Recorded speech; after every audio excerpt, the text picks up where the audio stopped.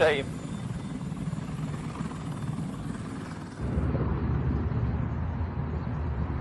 Israel baru-baru ini mengakui sebanyak 600 tentara IDF terluka di jalur Gaza usai bentrok dengan Hamas.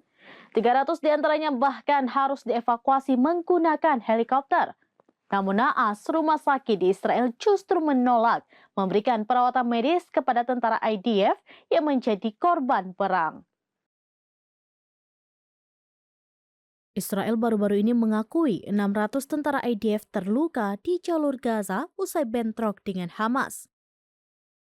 300 diantaranya bahkan harus dievakuasi menggunakan helikopter. Naas rumah sakit di Israel justru menolak memberikan perawatan medis untuk tentara IDF yang menjadi korban perang.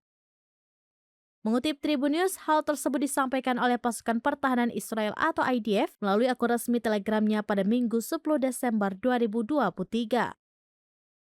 Dalam keterangannya dikatakan bahwa dalam seminggu terakhir sekitar 60 tentara Israel yang terluka di Gaza telah dievakuasi. Adapun proses evakuasi itu dilakukan menggunakan helikopter SAR Israel. Dalam helikopter tersebut terdapat tentara Israel dan juga pasukan medis. Operasi penyelamatan itu dipimpin oleh petugas bantuan dari unit kerjasama Angkatan Udara Israel.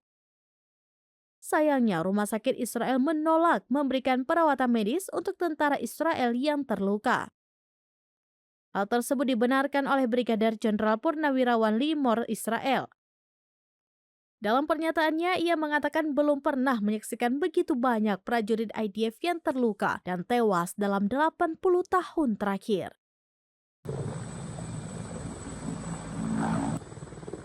חיובי, מזהה את העשן. שלח לדלת ברגע שתהיה.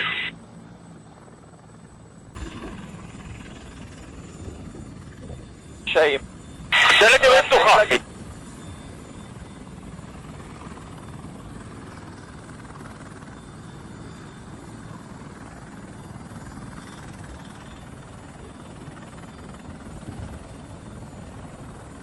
מאחור, דלתות סגורות רשאי. הכרה בשמאלי.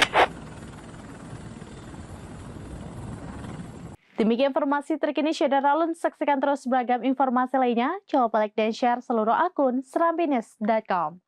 Download Tribun X sekarang. Menghadirkan lokal menjadi Indonesia.